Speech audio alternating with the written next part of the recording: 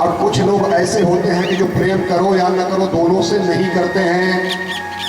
तो ये कैसे लोग होते हैं? तो भगवान ने बताया कि जो प्रेम करने वाले से प्रेम करता है वो व्यापारी है।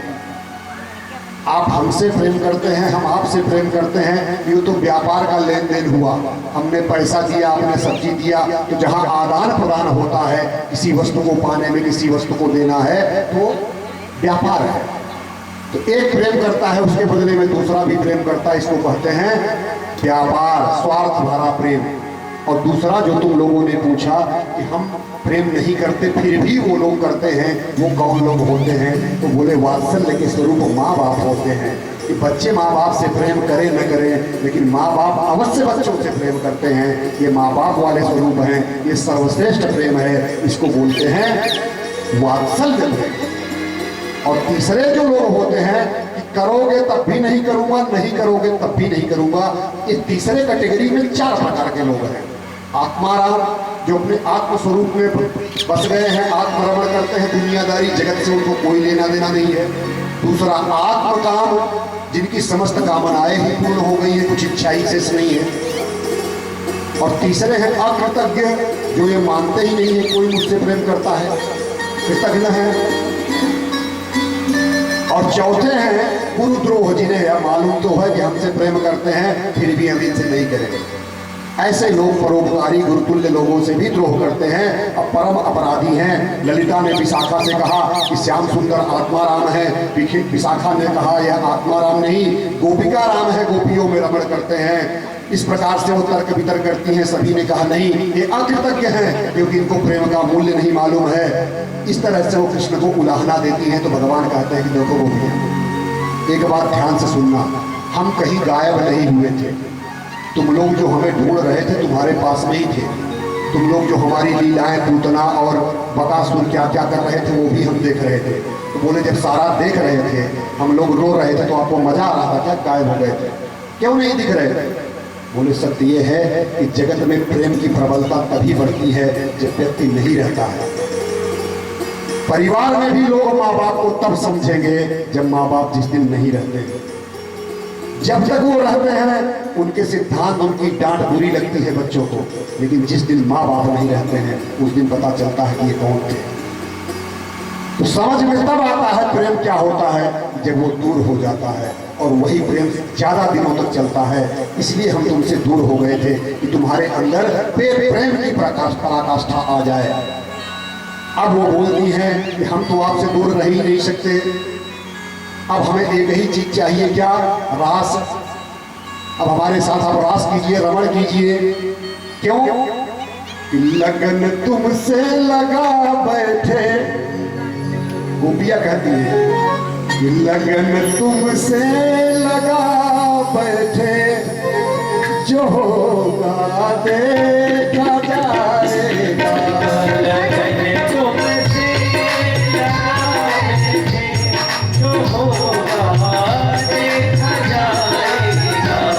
लगन तुमसे लगा बैठे, जो होगा देखा जाएगा। लगन तुमसे लगा बैठे, जो होगा देखा जाएगा। अपना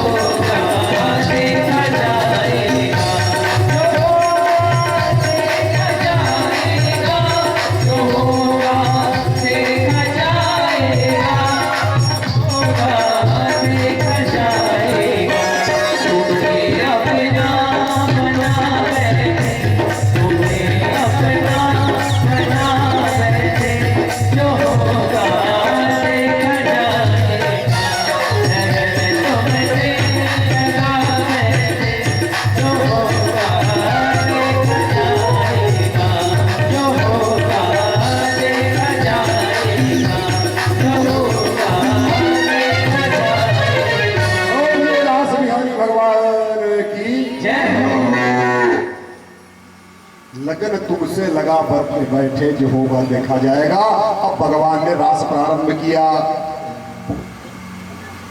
सारी गोपियां हैं, 7 वर्ष के कन्हैया हैं। 3 प्रकार से रास हुआ। प्रथम क्रम में मध्य में भगवान कृष्ण हैं, चारों तरफ से गोपियां नृत्य कर रही हैं। दूसरे क्रम में 2-2 गोपियों के बीच में 1-1 कन्हैया हैं, और तीसरे क्रम में 1-1 गोपी के साथ 1-1 कन्हैया है। कैसे? रे में रमेशो ब्रज सुंदरी भी यथार्भकः स्वप्रतिबिंब विभ्रमः। जैसे बालक अपनी परछाई से खेलता है, छोटा बच्चा अपनी परछाई देखे और लगे उसी से खेलने, उसी प्रकार से श्री कृष्ण ने गोपियों के साथ रास किया।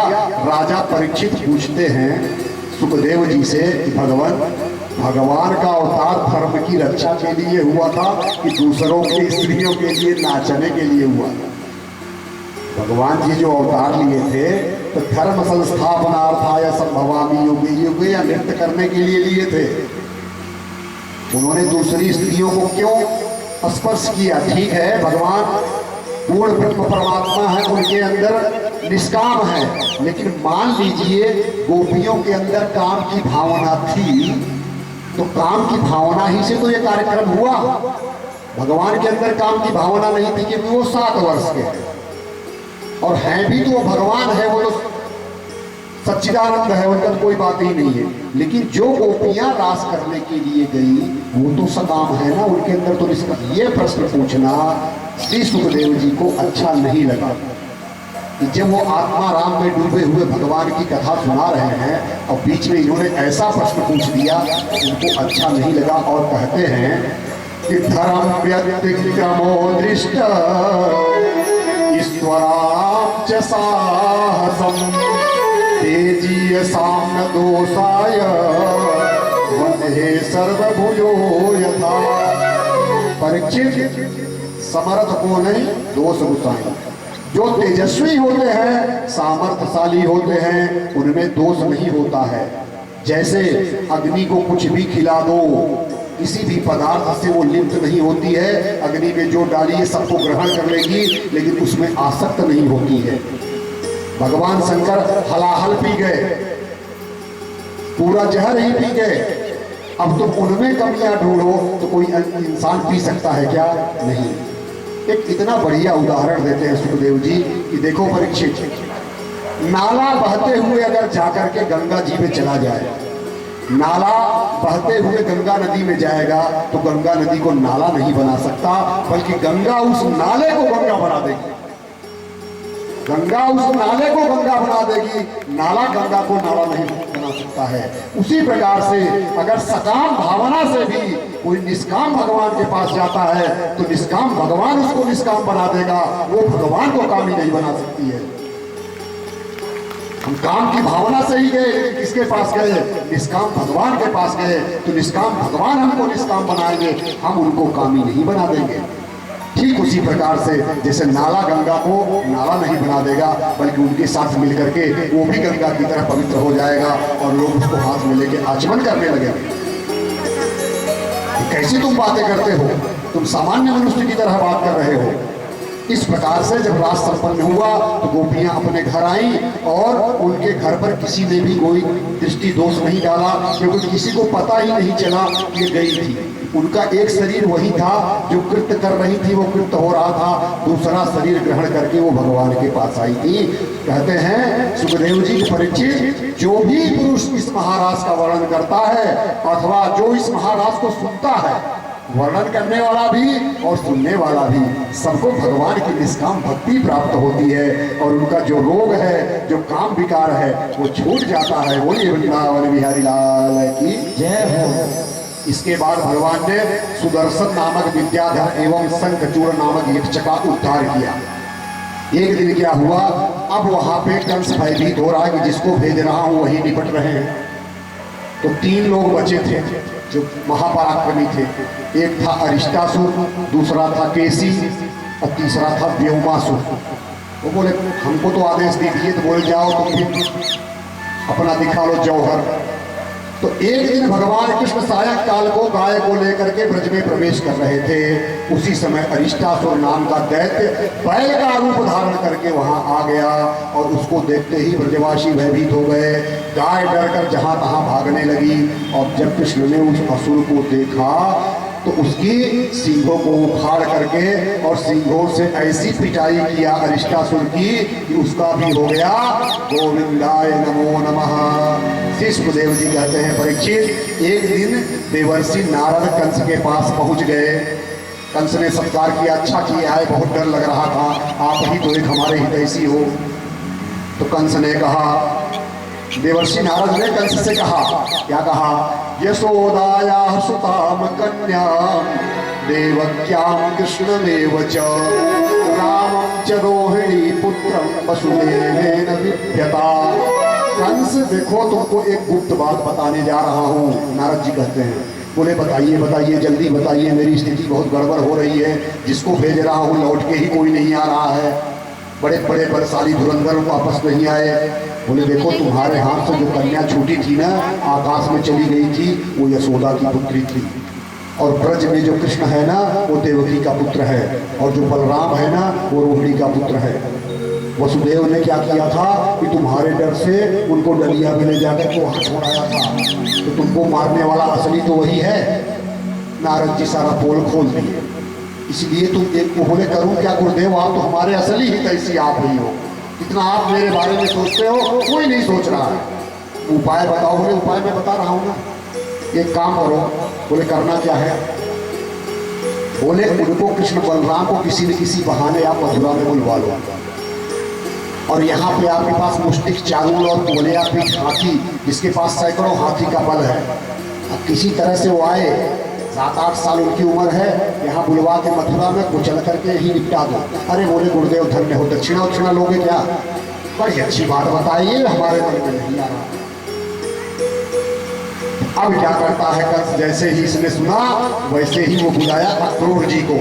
अक्रूर जी आइए और मेरा एक कार्य आपको करना है। बोले क्या करना है। बोले जाइए गोकुल से, वृंदावन से, और कृष्ण बलराम को ले आइए किसी बहाने, और हम यहाँ धनुष यज्ञ का आयोजन कर रहे हैं, उसी उत्सव के लिए उनको ले आइए। और जैसे आप ले आओगे, मैं हमारे पास पहलवान जो है कुवलिया पीड़ हाथी है, उसके द्वारा मरवा दूंगा। अक्रूर जी को अच्छा तो नहीं लगा, लेकिन कोई को खुशी है कि इसी बहाने भगवान के दर्शन होंगे। अब जैसे वो चल दिए तो अक्रूर जी चल दिए कि इसी बहाने तो भगवान का दर्शन करूंगा, बाकी ये क्या मारेगा मुझे पता है। कि महाराजा सफलता और असफलता में समान भाव रखना चाहिए, क्योंकि मनुष्य के हाथ में क्या है, उपदेश विधि है गुरु जी, कि सफल हो या असफल हो भाव मत बदलना, क्योंकि हम लोगों के हाथ में क्या है, कर्म, और फल देना किसके हाथ में है, भगवान। एक दिन आपको बताया था, कामना आएगी तो कर्म करेंगे, कर्म करेंगे तो फल तो भोगना है, कर्ता बनेंगे तो भोक्ता बनना पड़ेगा। कर्ता बनेंगे तो भोक्ता बनना ही बनना है, कोई बच ही नहीं सकता। बोला था ना कि लाखों गायों के बीच में बछड़ा अपनी माँ को पहचान लेता है, उसी प्रकार से कर्म आप कहीं भी भागोगे, कर्म आपके पीछे पीछे भागेगा, जैसे इंद्र के पीछे पीछे भाग रहा था। अब आप बोलोगे कि जब कर्ता बनेंगे तो भोक्ता बनना है, तो क्या बने, काम ही न करें, सुबह से शाम तक चुपचाप पड़े रहे, जब काम नहीं करेंगे तो फल ही नहीं मिलेगा। काम न किया जाए तो किया क्या जाए, उसका भी उत्तर बता दीजिए व्यासपीठ से। बता रहा हूं, कर्ता बनेंगे तो भोक्ता बनना पड़ेगा। यहाँ कर्ता भोक्ता की बात है, सत्कर्म दुष्कर्म की बात नहीं हो रही। करेंगे तो भोगेंगे। अब प्रश्न ये है, करना बंद कर दिया जाए क्या आज से, चुपचाप लेटे, नहीं जी। आप कर्ता मत बनिए, भोक्ता मत बनिए, आप दृष्टा बन जाएंगे, दृष्टा।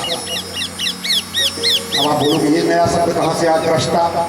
जैसे आप घर पे नौकर रखते हैं, झाड़ू पोछा करिए, ये करिए, बाई लोग आती हैं और भी लोग आते हैं ऐसे काम करने वाले, माली होगी, वो दृष्टा है। आपका घर में फायदा हुआ, ज्यादा पैसे आए व्यापार से, अथवा व्यापार से घाटा हुआ, नौकर को कोई लेना देना नहीं है। आपके यहाँ जो नौकर काम कर रहे हैं, तो मालिक का फायदा हुआ नुकसान हुआ, उनसे कुछ नहीं लेना देना है। उनको तो सैलरी मिलना है ना, जो महीने में आपने 4,000, 8,000, 10,000 फिक्स किया है, वो उनको मिलेगा। आपका फायदा हो उससे क्या लेना देना है, आपका नुकसान भी हो तो उससे भी कुछ नहीं लेना देना है। उसको बस अपने काम से मतलब है, काम किया गया उसको फिक्स है इतना मिलेगा। यदि हम लोग भी नौकर बन जाएं तो मालिक के फायदा मालिक के नुकसान से क्या लेना देना है, अपना न हम हुए कर्ता और न हम हुए भोक्ता। क्योंकि उस घर में कोई पाप का कर्म होगा तो मालिक भोगेगा, नौकर नहीं भोगेगा। तो इस जगत के मालिक को पहचानिए। जगत का मालिक है जगदीश, आप समझिए वो मालिक है, वही करने कराने वाला है। और हम कौन हैं, हम उसके नौकर हैं। जो भी हम घर गृहस्थी में कार्य कर रहे हैं तो आप मालिक बन के मत कीजिए, आप नौकर बन के काम कीजिए। भगवान के नौकर हैं, हम काम कर रहे हैं, हमारी जो पगार है वो फिक्स है, वो देगा। फायदा हुआ नुकसान हुआ हमसे कोई लेना देना नहीं है वो। अब यहाँ पे आपको कर्ता का भोक्ता नहीं बनोगे, क्योंकि जब आप कर्म ही नहीं कर रहे हो, आप तो नौकर कर रहे हो। कर्म आपने मालिक के ऊपर डाल दिया तो जो अच्छा बुरा परिणाम आएगा मालिक जाने। अगर उसकी इच्छा हुई कि कोई त्योहार आया, कोई गिफ्ट दीपावली वगैरह में देगा तो उसको देना होगा, तो वो पुरस्कार रूपी गिफ्ट हमें आपको देता रहेगा। तो हमें न कर्ता बनना है न भोक्ता बनना है, दृष्टा बनना है। बोलिए वृंदावन बिहारी लाल की जय। एक और असुर को भेज, जब अक्रूर जी चलने लगे तो पीछे से कंस ने एक को और भेज दिया, उसका नाम है केसी। उस असुर, बेटा बैठ जाओ, उस असुर का नाम है केसी। भगवान बोले तो हमारे नाम वाला है, जो हमारा नाम वही इसका नाम, हमारा तुम्हारा बराबर नाम। भगवान का नाम क्या है, कृष्णचंद्र। अंग्रेजी में बोलिए क्या हुआ, केसी। केसी हुआ ना, और जो असुर आ रहा है उसका नाम भी केसी। तो भगवान जी बोले आ जाओ। तो केसी दैत्य घोड़े का रूप धारण करके ब्रज में आतंक मचाने लगा। जब कृष्ण को देखा तो उन्हीं को मारने दौड़ा। कृष्ण ने उसके पैर को पकड़ा और पृथ्वी पर पटक दिया और मुंह खोल करके उसके मुंह में भगवान ने हाथ डाल दिया। इतना हाथ डाल दिया कि उस केसी की श्वास रुक गई, और जब श्वास रुक गई तो उसका भी हो गया वो। उसी समय नारद भगवान कृष्ण के पास आए, प्रणाम किए कि प्रभु आज आपने केसी को मार दिया, अब ऐसा करिए, मैंने उसको भड़का दिया है कंस को, अक्रूर जी आ रहे हैं, मथुरा चलिए, जल्दी से जल्दी समाप्त कीजिए। क्योंकि देवताओं को बंदी बना करके रखा है। तो नारद जी जल्दी जल्दी जल्दी जल्दी, नारद क्या करते हैं, किसी भी व्यक्ति का नारद उद्धार ही कराते हैं। चाहे वो दुश्मन बनो, कुछ भी बनो, भगवान का नाम जपना है। तो नारद जी पहले भक्ति सिखाते हैं कि राम राम करो, भगवान का नाम लो, नारायण नारायण करो। नहीं मानोगे तो ऐसा भड़काएंगे कि दुश्मन बन के भगवान का नाम लेके गाली ही दो। भगवान का नाम निकालो, चाहे गाली के लिए निकालो, चाहे भक्ति के लिए निकालो, निकालते रहो। यही नारद जी करते हैं। अब कंस को अगर ये बताते कि तुम माला लेके ओम नमो भगवते वासुदेवाय करो ध्रुव की तरह, तो क्या कंस करता? नहीं। तो उन्होंने ऐसा भड़काया, सोते जगते उसको कृष्ण कृष्ण कृष्ण कृष्ण कृष्ण कृष्ण, दाल में जीरा भी काला पड़ गया तो कृष्ण कृष्ण कृष्ण, काला माल कृष्ण माने काला। अब उन्होंने बोला कि प्रभु जी अब तैयारी कर दीजिए, आपका बुलावा आ रहा है। भगवान श्री कृष्ण ग्वाल वालों के साथ एक दिन लुका छिपी का खेल खेल रहे थे, तो बेवमासुर नाम का एक दैत्य वहां ग्वाल वालों का वेश बना करके आ गया और ग्वाल वालों को ले जाकर के गुफा में छिपा दिया। जब 4-5 ग्वाल वाल नहीं मिले तो भगवान सोचे कहाँ गया। तो भगवान उसको पहचान गए कि जो हम लोगों के साथ खेल रहा है यही है। पकड़ के उसका गला दबाए, उसका भी हो गया गोविंदाय नमो नमः। इस प्रकार ग्वाल वालों की भगवान ने रक्षा की। अब अक्रूर जी वहां से चल दिए हैं और मन ही मन सोच रहे हैं कि मया चरितम भद्रम किम तप्तम परमं तपः किम वाधाप्य हरते दत्तम यदि रक्षाम्यद्य केशवम। मैंने आज ऐसा कौन सा मंगल आचरण किया है कि वो आज साक्षात भगवान श्री कृष्ण के चरणारविंदों का दर्शन करूंगा। ऐसा विचार करते हुए रथ ले करके अक्रूर जी चल रहे हैं और जहां उनको भगवान के चरण चिन्ह दिखाई देते थे रथ से कूद करके उसी पे नतमस्तक दंडवत हो जाते थे। पूरा भक्ति भाव में डूबे हुए पहुंच रहे हैं। ये भी जानते हैं कि मैं कंस का दूत हूँ, भेजने पर जा रहा हूँ, लेकिन भगवान तो भगवान हैं, हमको शत्रु नहीं मानेंगे। ऐसे करते करते भगवान के चरण चिन्हों पे लौटते पोटते पहुँच जाते हैं वृंदावन। जब वहाँ पहुँचे तो देखे कृष्ण बलराम गाय से दूध निकाल रहे हैं उनके चरणों में प्रणाम करते हैं। श्री कृष्ण ने अक्रूर जी को हृदय से लगा लिया, बोला चाचा जी घर चलिए। और नंद बाबा जी अक्रूर जी के स्वागत में लग गए, उत्तम भोजन कराया, हाल चाल पूछते हैं कि सब कुशल मंगल है। भगवान कृष्ण ने जब पूछा कि चाचा जी आगमन का उद्देश्य, उनको सारी बात बताते हैं। तो बोले नंद बाबा को और सुंदरा मैया को मत बताइएगा कि मुझको आप लेके चल रहे हो, मैया बहुत दुखी हो जाएगी। इसी समय नंद बाबा आ गए तो कृष्ण जी ने बहाना बना करके अच्छे से समझाया कि दुखी ना हो कि मैं लौटूंगा नहीं। बोले बाबा, बोले हाँ। बोले मथुरा में बहुत बड़ा धनुष यज्ञ मामा जी करा रहे हैं और अक्रूर जी को भेजे हैं कि हम सब भी रथ लेकर के चलें। तो नंद बाबा जी ने सुना तो सभी गोपों को आदेश दिया कि अपनी अपनी बैलगाड़ी तैयार करो, मक्खन मिश्री उसी में सब रखो और कल सब लोग चलते हैं मथुरा। अब इधर जब गोपियों ने सुना तो वो दुखी हो गई कि कन्हैया जा रहे हैं। अब ये सिटी में जा रहे हैं तो वहाँ तो अच्छी अच्छी इनको लड़कियाँ मिलेंगी, गोपियाँ मिलेगी। हम लोग तो अनपढ़ गंवार थे, तो हम लोगों के पास तो सभ्यता नहीं थी, क्या बोलते थे क्या करते थे कुछ पता नहीं है। अब ये शहर में जाएंगे तो पढ़ी लिखी समाज में तो हमको ये भूल जाएंगे। और जो लेने कौन आया है, तो बोले अक्रूर जी आया है। बोले इसका नाम किसने अक्रूर रखा, इसके नाम में अशब्द नहीं होना चाहिए, ये अक्रूर नहीं, ये तो क्रूर है, ये क्रूर है, लेके जा रहा है। और विधाता तुमने थोड़ी भी दया नहीं थी, सौहार्द नहीं था, फिर प्राणियों को जोड़ते हो, अभी इच्छाएं अभिलाषाएं पूर्ण नहीं हुई है और तुम प्राणियों को अलग कर देते हो। तुम्हारा यह खेल हे विधाता यह बच्चों के खेल के समान व्यर्थ है। श्री कृष्ण इस प्रकार से अक्रूर जी के सामने आए और अक्रूर जी के साथ चलते हुए रथ में बैठ जाते हैं। गोपियों से मिलने नहीं जाते हैं और गोपियां देखती रहती हैं जब तक उनका रथ आगे चलता रहता है। अंतिम जब धूल जहाँ तक दिखाई देती है वहाँ तक देखते रहते हैं। केवल उन्होंने दाऊ भैया को भेज करके संदेशा बोल दे दिया था कि बोल देना कि जल्दी ही आऊंगा। जब तक रथ की ध्वजा दिखाई दे रही थी, ढोल दिखाई दे रहा था, तब तक वो कृष्ण को देखती रही। अब कृष्ण बलराम को लेकर अक्रूर जी आगे आगे रथ में चल रहे हैं। यमुना के किनारे पर पहुंचे तो जो मध्याह्न की उनको संध्या करनी थी, रथ को रोकते हैं और बोलते हैं कि कृष्ण से मैं थोड़ा संध्या वंदन कर लूं, आप भी यमुना का पूरे घाट में जल ग्रहण कर लीजिए। बोले हाँ चाचा जी आप कर लीजिए पूजा। तब तक हम लोग बैठे हैं रथ में। और जैसे ही अक्रूर जी यमुना में जाते हैं स्नान करने के लिए, जैसे डुबकी लगाए तो अंदर उनको कृष्ण और बलराम दिखाई पड़ते हैं। कृष्ण बलराम दिखाई पड़ते हैं। फिर पानी के बाहर आकर के देखते हैं तो दोनों भाई रथ में बैठे हैं। फिर डुबकी लगाते हैं, फिर अंदर भगवान दिखाई पड़ रहे हैं। फिर बाहर आते हैं तो इधर रथ में दिखाई दे रहे हैं। अब वो समझ गए कि ये भगवान की ही माया है। अंततः जब अंतिम डुबकी लगाए तो साक्षात उनको भगवान का विराट स्वरूप देखने को मिलता है। बोलिए वृंदावन बिहारी लाल की जय। विराट स्वरूप के दर्शन करते हुए अक्रूर जी ने उनके चरणों में प्रणाम किया और हाथ जोड़ करके स्तुति करते हैं। नतोष्म्य हम त्वाखिल हेतु हेतुम नारायणं पुरुषमाधमव्ययम् यन्नाभिजाता तरविंद कोशा ब्रह्मा विराशीदयत येष लोका। हे प्रभु आप समस्त कारणों के भी कारण हैं, अविनाशी पुरुषोत्तम नारायण हैं। आपके नाभि कमल से ब्रह्मा जी प्रकट हुए हैं।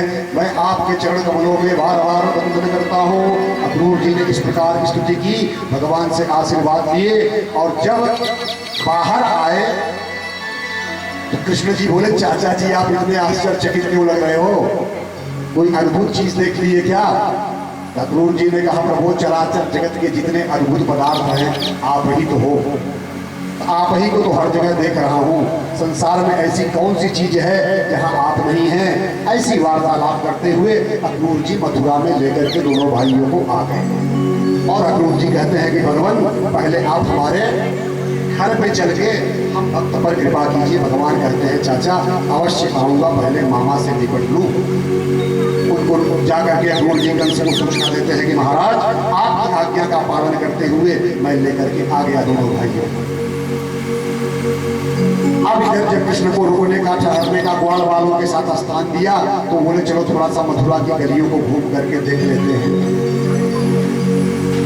अब जैसे मथुरा वासियों ने सुना कृष्ण बलराम आए हुए तो उनके दर्शन के लिए भी दौड़ पड़े। एक नई बहू अपनी अटारी पे चढ़ करके कृष्ण को देखने के लिए दौड़ी, तो सास की दृष्टि पड़ी तो सासू जी कहने लगी, अरे बहू भई बावरी, अरे रे बहू भई बावरी, लाज न आवे तो मुख खोल बाहर खड़ी, नाम धरे सबको। तो मुंह खोल करके बाहर खड़ी है, तुमको लाज नहीं आ रही है, तुम्हारी बदनामी होगी, लोग हमको क्या कहेंगे। तो बहू उत्तर दे रही है कि कछुक दोष नहीं सास जी, नाम न धरी है कोई, नंद नंदन को छाड़ के कौन निरखी है मोय। भगवान के अलावा हमको कौन देखने वाला है। माता जी आज तो कृष्ण को छोड़ कौन बावरा है जो मुझे देखेगा। सबकी दृष्टि तो कृष्ण पर ही है। कृष्ण और बलराम का बड़ा भारी स्वागत हुआ। ग्वाल बालों ने जब यह सत्कार देखा कहने लगे हमें पहले ही पता था कि ऐसा सत्कार होगा। कृष्ण के साथ जो ग्वाल बाल मंडली गई थी वो खुश हो गई। बोले लल्ला, बोले हाँ, बोले जबरदस्त स्वागत हो रहे हो। तो बोले हाँ हो तो रहा है। तो बोले लेकिन एक चीज गड़बड़ है। जो कृष्ण जी के सखा हैं ग्वाल बाल वो कह रहे हैं एक चीज गड़बड़ है लल्ला, हम लोग तो शहर में आ गए हैं, शहर में आ गए हैं, लेकिन कपड़े हम लोग गंदे से पहन के आए, कपड़े अच्छे नहीं हैं। पहले तो बताते कि यहाँ इतना हम लोगों का स्वागत होगा तो अच्छे अच्छे कपड़े पहन के आते। तो बोले कोई बात नहीं है, हम कपड़े की व्यवस्था कृष्ण जी बोले करते हैं। उसी समय एक धोबी ढेर सारा कपड़ा लेकर के गट्ठर बना करके उसके साथ और भी धोबी थे साथ में चल रहे थे। कृष्ण जी ने बोला मामा जी रुको रुको रुको रुको रुको। बोले क्या है? अरे बोले हम लोग ऐसे ही कपड़े पहने हैं, कुछ अच्छे अच्छे कपड़े दे दो, हम मामा जी के यहाँ आए हैं, कल धनुष यज्ञ का जो आयोजन है, दंगल है। बोला तुम लोगों को तमीज है? तुम गांव और जंगल में रहने वाले जंगली जीव ये राजाओं के वस्त्र हैं, कभी ऐसा देखा है? भाग जाओ यहां से। कृष्ण जी सोचिए कि त्रेता युग से लेके अभी तक इसकी बुद्धि ठीक नहीं हुई है। ये वही धोबी है जो माता सीता को ये कहा था कि इतने दिनों तक लंका में रही हैं फिर भी राम ने इनको अपना लिया। क्या वहां पे ये सुख थी? उसी धोबी के कहने से माता सीता को भगवान राम ने वाल्मीकि के आश्रम में मतलब घर से निष्कासित करके जंगल में कर दिया था। उस धोबी को मार के, लेकिन अभी भी धोबी की बुद्धि ठीक नहीं हुई। भगवान ने घुमा करके एक ऐसा तमाचा मारा उसको कि सिर जो है धड़ से अलग हो गया, और जैसे अलग हुआ तो बाकी धोबी लोग कपड़े का गट्ठर छोड़ के सब भाग गए और उसका हो गया गोविंदाय नमो नमः। अब निकाल करके अच्छे अच्छे कपड़े सब लोगों ने पहन लिए, पहन तो लिए राजसी वस्त्र, और जब चल रहे हैं तो पूरी रोड में झाड़ू लग रही है। और ये 1.5 हड्डी के श्रीदामा जैसे ग्वाल बाल सखा उनके, और बड़े लंबे चौड़े कंस जैसे के वस्त्र आप पहना दीजिए तो 1.5 फीट के आदमी को आप पहना दीजिए तो जब वो चल रहे हैं तो पीछे 100 मीटर तक झाड़ू लग रही है, कपड़ों से पूरी रोड की सफाई होने लगी। तो बोले लल्ला कपड़ा तो बहुत चौखो लग रहे हो है, लेकिन ये स्थिति क्या है कि यहाँ झाड़ू भी लग रहे हो है। भगवान जी बोले उसकी भी व्यवस्था करता हूँ। एक दर्जी के पास गए, बोले भैया ये वस्त्र हम लोगों को ठीक कर दो। दर्जी ने बड़े प्रेम से किया, हो भाग्य सबके साइज का काट काट कर इतना बढ़िया फिटिंग किया, कपड़े पहन के वो लोग राजकुमार लगने लगे। भगवान खुश हो गए। बोले दर्जी तुम्हारे काम से मैं प्रसन्न हूँ, और जाओ तुमको आशीर्वाद देता हूँ कि कलयुग में कपड़ों का जितना मूल्य होगा उससे ज्यादा तुमको सिलाई प्राप्त होगा। कलयुग में कपड़े के मूल्य से ज्यादा दर्जियों की सिलाई होगी। ये भगवान कृष्ण ने उसको आशीर्वाद दे दिया। अब ग्वाल बालों के साथ आगे चले, सारा वस्त्र हो गया, सब सेट हो गया। एक माली मिले, उन्होंने उन लोगों को माला पहना दी। अब ग्वाल बाल बोले कन्हैया क्या ठाट बाट बने हो है आज, बस एक ही कमी लग रही है। बोले का? बोले माथे में तिलक लाए, बाकी तो व्यवस्था सब बढ़िया। बोले वो भी व्यवस्था कर देता हूँ। उसी जगह देखे कि अब एक उपजा से नारी आ रही है। उपजा माने 3 जगह से वो टेढ़ी है, 3 जगह से वो टेढ़ी होकर के लेकर के आ रही है क्या? चंदन। भगवान कृष्ण ने देखा तो बोले हे सुंदरी आप कौन है, कहाँ जा रही है? जब सुंदरी कहा तो देखी कि पहली बार जिंदगी में हमें भी कोई सुंदरी कहने वाला मिला। आज तक तो हमको देख के सब उधर मुंह कर लेते थे, तो पलट कर देखने लगी कि हे परम सुंदर, मैं कंस की दासी हूँ, 3 जगह से टेढ़ी हूँ, इसलिए मुझे त्रिवक्रा 3 जगह से टेढ़ी। उपजा कहते हैं कंस को चंदन लगाने का मैं काम करती हूँ और मेरा लगाया हुआ चंदन उनको भाता है, परंतु आपसे बढ़कर उत्तम अधिकारी कोई नहीं है। और भगवान को और उनके सभी ग्वाल वालों को उन्होंने चंदन लगा दिया। अब सब लोग सज गए। श्री कृष्ण के स्पर्श से कृष्ण ने क्या किया, जैसे उसने चंदन लगाया तो भगवान जी ने उसके पैर के पंजे पर अपनी पंजा रख दिया। तो बोली ये क्या कर रहे हो? अब बोले सुंदरी हो तो सुंदर हो तो थोड़ा सा नजदीक तो आने दो। और एक हाथ भगवान ने यहाँ लगाया और दूसरा हाथ पीछे लगाया। जैसे उठाया वो एकदम से उपजा जो थी एकदम ठीक होकर के खड़ी हो गई। जब उसने देखा तो अद्वितीय सुंदरी बन गई और नाचने लगी। भगवान को प्रणाम किया, बोला प्रभु मेरे घर पे भी चरण रख दो। भगवान ने कहा तुम्हारी भी इच्छा पूर्ण करेंगे। बोलिए वृंदावन बिहारी लाल की जय हो। अब कृष्ण बलराम अगले दिन यज्ञशाला में पहुंचे। वहां पे एक धनुष रखा था और कंस को बताया गया था, वरदान था कि जब वो इस धनुष को तोड़ेगा वही तुम्हारी हत्या करेगा। कृष्ण बलराम यज्ञशाला में पहुंच गए और जैसे ही धनुष को उठाया धनुष टूट गई। धनुष टूट गई और जो भी उसके रक्षक थे धनुष के, बोला क्यों तोड़ दिए? तो धनुष के टुकड़ों से उठा करके उनकी पिटाई की। और जैसे कंस को पता चला कि धनुष टूट गई, उसको अपशकुन दिखाई देने लगे। दर्पण में अपना जब वो मुंह कंस देख रहा है तो सिर नहीं दिखाई दे रहा है, केवल नीचे का भाग दिखाई दे रहा है। शीशा में मुंह देख रहा है तो सिर गायब, नीचे का दिख रहा है। परछाई में उसको छेद दिखाई दे रहे हैं। रात्रि में सोया तो सपना देखा कि गधे में बैठ करके दक्षिण तरफ की यात्रा कर रहा है, भूत प्रेतों के गले लगा हुआ है। ऐसा ऐसा उसको जो है सपने आने लगे। अब अगले दिन आयोजन शुरू हुआ। ऊंचे सिंहासन पर जाकर के बैठ गया कृष्ण बलराम। जब मल्लशाला में आए तो कंवलिया पीड़ हाथी को द्वार पे खड़ा कर दिया। महावत को बोला इसको मदिरा पान करा दो। जब दोनों लड़के आए, ये बलिष्ठ हाथी है, 100 हाथियों का इसमें बल है, उनको कुचलवा देना। कृष्ण बलराम जब उस पहुंचते हैं जहां आयोजन स्थल है तो महावत ने जैसे ही देखा उनका प्रवेश हो रहा है, हाथी को क्रोधित कर दिया, अंकुश मार दिया। तो हाथी को कृष्ण की ओर बढ़ा दिया। श्री कृष्ण ने उसके ऊपर एक मुष्टि का प्रहार किया और उसके पैरों के नीचे हाथी के जाकर के छिप गए। उसके बाद बाहर निकले, उसका सूंड पकड़े, घुमाए और उठा करके हाथी को पटक दिए और दोनों दांत उसके तोड़ दिए। तो हाथी का तो हो गया गोविंदाय नमो नमः। और हाथी के दांत को एक ले लिया बलराम जी ने, एक ले लिया कृष्ण जी ने और कंधे पर रख करके और दोनों भाई मल्लशाला में प्रवेश कर रहे हैं।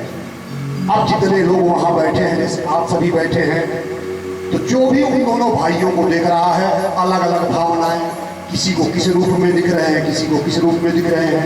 कहा गया है कि जागी रही भावना जैसी, प्रभु रति देखी तिन कैसी। इसकी जैसी भावना उसको वैसा दिख रहे हैं। मल्ला नाम नृणानाम नरवर स्त्री नाम स्मरो मूर्तिमान। जो मल्ल लोग वहां बैठे हैं उनको वज्र के समान दोनों भाई दिखाई दे रहे हैं। मनुष्यों को श्रेष्ठ नर के तरह दिखाई दे रहे हैं। स्त्रियों को लग रहा है जैसे साक्षात कामदेव जी चले आ रहे हैं। गोपों को लग रहा है कि हमारे संबंधी हैं। राजाओं को लग रहा है शासक हैं। माता पिता जो बैठे हैं उनको लग रहा है कि मेरे बच्चे हैं, उनके अंदर वात्सल्य प्रेम आ रहा है। और कंस ने जब देखा तो उसको लगा साक्षात मृत्यु आ रही है।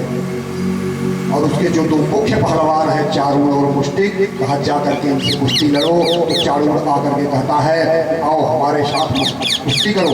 कृष्ण कहते हैं कि हम छोटे छोटे बालक हैं, आप इतने बड़े पहलवान हो, आपसे कैसे लड़ेंगे? तो चारूण ने कहा न बालो न किशोरस्तम बलश्च बलिनाम्बरः लीलये भोहतो येन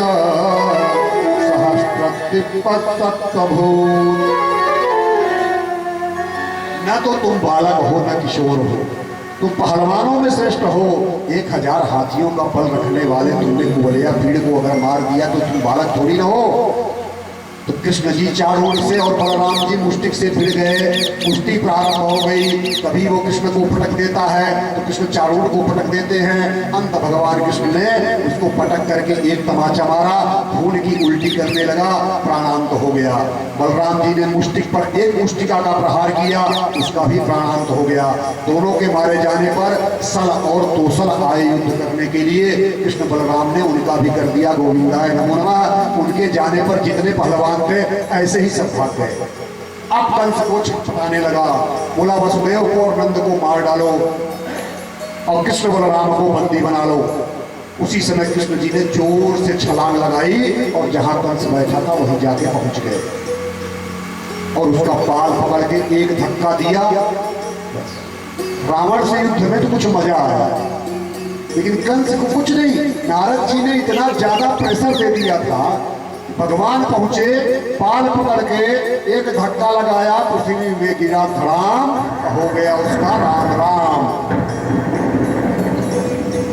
काम हो गया तमाम।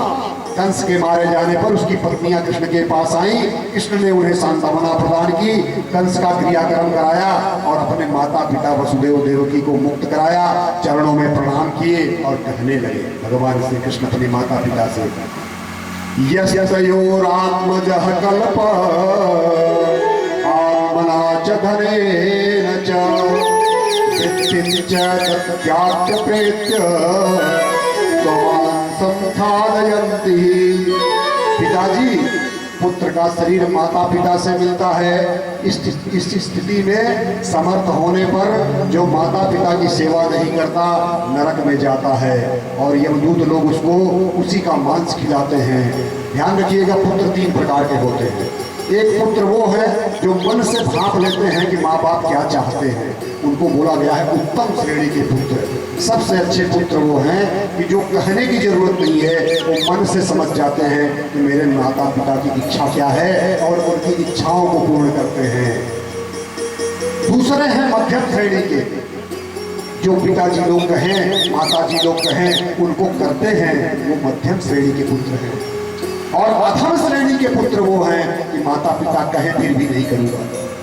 यहाँ भगवान कृष्ण कहते हैं कि आप लोगों को हमें आने में जो देरी हुई उसके अपराध को क्षमा करें। और देवकी और वसुदेव ने कृष्ण को गले से लगा लिया। कृष्ण ने नाना उग्रसेन को भी, जो मथुरा में बंदी बना दिया था कंस ने, उनको भी मुक्त कराया और उनको राजा बना दिया। नंद बाबा के आंसू अब नंद बाबा से मिलने जा रहे हैं, वो भगवान वालों से विदाई ले रहे हैं, जिनके साथ इतनी लीलाएं की, इतना क्रीड़ा किए, आज उनसे विदा हो रहे हैं। नंद बाबा ने कन्हैया को गले से लगा लिया, झरझर आंखों से आंसू बह रहे हैं कि अब वो दृश्य कहाँ को देखने को मिलेगा, अब लल्ला हमारा नहीं जा रहा है। सारे जो ग्वाल बाल उनके साथ खेलते थे, एक दूसरे के साथ बैठ करके दही और भात खाते थे, आज सारे विदा हो रहे हैं, उनके आंखों से आंसू चल रहे हैं और भगवान उनको आश्वासन दे रहे हैं कि हे बाबा, हम मिलने जरूर आएंगे। अब यज्ञोपवीत आदि संस्कार कराते हैं बलराम और कृष्ण का, और उनको मध्य भारत के मध्य क्षेत्र प्रदेश क्षेत्र में उज्जैन नामक स्थल पर संदीपनी मुनि का आश्रम है, वहां पे विद्या अर्जन के लिए कृष्ण और बलराम को भेजा जाता है। वहां पर कृष्ण बलराम ने रहस्य के सहित धनुर्वेद, धर्म शास्त्र, न्याय शास्त्र, राजनीति शास्त्र सारी शिक्षाएं प्राप्त की और 64 दिनों में 64 कलाओं का 64 दिन उन्होंने शिक्षा प्राप्त किया। 64 दिनों में 64 कलाओं का में वो पारंगत हो गए और संदीपनी मुनि से अपनी शिक्षा समाप्त होने के बाद कहते हैं, गुरुदेव आप गुरुदक्षिणा में कुछ मांग लीजिए। संदीपनी मुनि ने कहा, कृष्ण अगर कुछ तुम देना ही चाहते हो तो प्रभास क्षेत्र में हमारे पुत्र गए थे, लौट करके नहीं आए, उन्हीं को लौटा दो। कृष्ण और बलराम उस क्षेत्र में जाते हैं और समुद्र में प्रवेश करते हैं, शंख बजाते हैं, यमराज जी थाली लेकर के आते हैं, उनकी आरती करते हैं और उनका पूजन करते हैं कि क्या सेवा करें। तो कृष्ण ने कहा, गुरुपुत्र विहारी तम निज कर्माणि बंधनम आनयस्व महाराज मच्छासन पुरस्कृत। अपने कर्मों के अनुसार लाए हुए गुरुपुत्रों को मेरी शरण में दे दो। तो यमराज जी गुरुपुत्रों को ला करके देते हैं। श्री कृष्ण उस गुरुपुत्र को उज्जैन ले आए और संदीपनी जो मुनि हैं उनसे आशीर्वाद लिया और उनको गुरुपुत्रों को समर्पित करते हैं। गुरु माता अपने पुत्रों को पा करके प्रसन्न हो जाती हैं।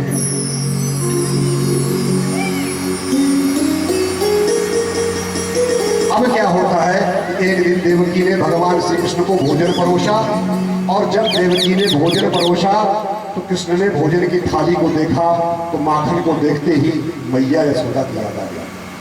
अब देवकी जी खाना परोस रही है और भगवान को जैसे ही माखन की थाली देखे यशोदा मैया की याद आ गई और भगवान के आंखों से अश्रु प्रवाह होने लगा।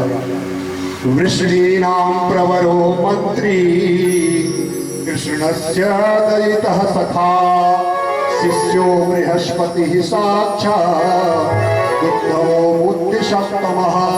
अब उनको मैया यशोदा की याद आई, गोकुल का याद आया, गोपियों की याद आई। उनके एक सखा है उद्धव जी, भगवान के सखा है उद्धव जी, जो ज्ञान मार्ग के हैं। ध्यान दीजिएगा, कथाएं हो जाती हैं लेकिन कुछ ऐसी चीजें हैं, ऐसे तत्व ज्ञान है कि लोगों को समझ में नहीं आता। कोई बोले कि हमने ज्ञान प्राप्त किया, कि भक्ति प्राप्त किया, कि वैराग्य क्या प्राप्त किया। उद्धव जी ज्ञान मार्गी है, गोपियां भक्ति मार्गी है। प्रथम दिवस जो महत्व दिवस था आपको बताया था कि ज्ञान बड़ा या भक्ति। माता कौन है? भक्ति। पुत्र कौन है? दो, ज्ञान और वैराग्य। उद्धव जी समझ रहे हैं कि हम ज्ञानी हैं, ज्ञान से ही भगवान को प्राप्त करते हैं। तो ज्ञानी, भक्त और वैरागी में, योगी में क्या अंतर है समझिएगा। परमात्मा का अंत जो सबसे बड़ा रूप है, अनंत रूप है, वो क्या है? उसको कहते हैं निर्गुण ब्रह्म।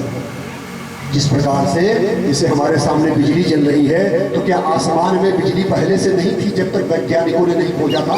बिजली थी ना, खोज नहीं हुई थी। अभी भी अनेकानेक ऐसे रहस्य हैं जिसको खोज नहीं पाए हैं। आज के 20 साल पहले मोबाइल नहीं था तो क्या उसकी टेक्नोलॉजी भी नहीं थी, अस्तित्व में नहीं थी। तो जब बिजली नहीं खोजी गई थी तब भी बिजली थी। किस रूप में थी? निर्गुण निर्विशेष निराकार। तो जो निर्गुण निर्विशेष निराकार है, जिसका कोई आकार नहीं है, उसी को कहते हैं ब्रह्म। ब्रह्म कौन है? जो निर्गुण है, निर्विशेष है, निराकार है। जब उसी बिजली को हम लोग पैदा करके पावर हाउस में इकट्ठा कर देते हैं, वो क्या हो गए? भगवान जी अभी निर्गुण थे और निराकार थे। अब उन्होंने क्या किया? अपनी स्वेच्छा से सगुण बन गए, लेकिन अभी भी निराकार है। तो जो सगुण निराकार है उसको कहते हैं परमात्मा। निर्गुण निराकार को ब्रह्म, सगुण निराकार को परमात्मा। जो बिजली पहले अनंत थी, आज भी अनंत है, वो ब्रह्म है। जो पावर हाउस में आ गई सगुण रूप धारण करके, वो परमात्मा है। अब जब वही पावर हाउस का ट्रांसफार्मर के माध्यम से हम लोगों के घरों में आ गई, तो सगुण जब साकार हो गई तो उसका नाम हो गया भगवान। निर्गुण निराकार ब्रह्म, सगुण निराकार